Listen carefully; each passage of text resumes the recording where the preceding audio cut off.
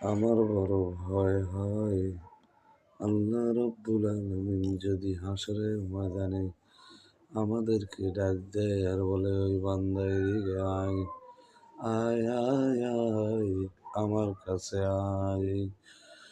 দুনিয়ার জমিনের বান্দা, আমি আল্লাহ তোরে দুখানা হাত দিলাম, আমি আল্লাহ তোরে চলার জন্য দুইখানা পা দিলাম, আমি আল্লাহ দেখার জন্য তোরে দুইখানা চোখ দিলাম, কথা বলার জন্য দুইটা ঠোঁট দিলাম। এত সুন্দর চেহারা দিয়া, এত নাজ নিয়ামত দিয়া তোরে দুনিয়ার জমিনে সম্পদশালীও বানাইলাম রে বান্দা। কিন্তু বান্দা, তুই আমার সাথে কেমনে রে নাফরমানি করলি দুনিয়ায়? কেমনে রে বান্দা তুই আমি আল্লাহর ইবাদত বন্দেগী করলি না রে দুনিয়ায়?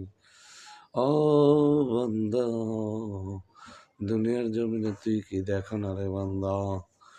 আমি আমি কত বান্দার দুইখানা পা দেই নাই, দুইখানা হাত দেই নাই, কতজন রে দুইখানা চক্ষু দেই নাই, কতজন রে কথা বলার জন্য ঠোঁটটাও দেই নাই।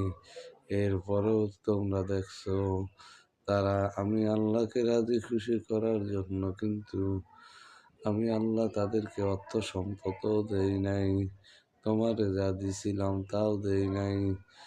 এরপরেও তারা আমাকে খুশি করার জন্য আমার নামের জিকির করছে মনে মনে হলেও, আমি আল্লাহকে সেজদা করছে সন্তুষ্টি করার জন্য, আমার জান্নাত লাভ করার জন্য তারা আমাকে সেজদা করছে।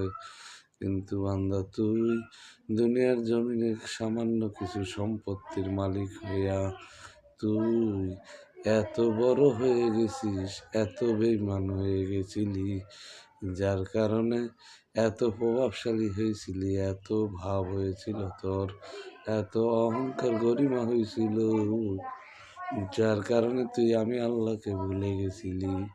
আমি আল্লাহকে সেজদাও করো নাই, নামাজও পড়ো নাই, কোরআনও শিখো নাই। আমি আল্লাহর ডাকে তুমি কোনোদিন সাড়া দাও নাই। আমি আল্লাহর সাথে সব সময় আমার নিয়ামত খেয়ে আমার বিপক্ষে চলছো রে বান্দা। আমি এত সুন্দর করে নিষেধ করে দিয়েছি সুদ খাওয়ার জন্য, তুমি এটাও করেছো। সুদের সাথে যুক্ত ছিলে, সুদ খেয়েছিলে, ঘুষ খেয়েছিলে।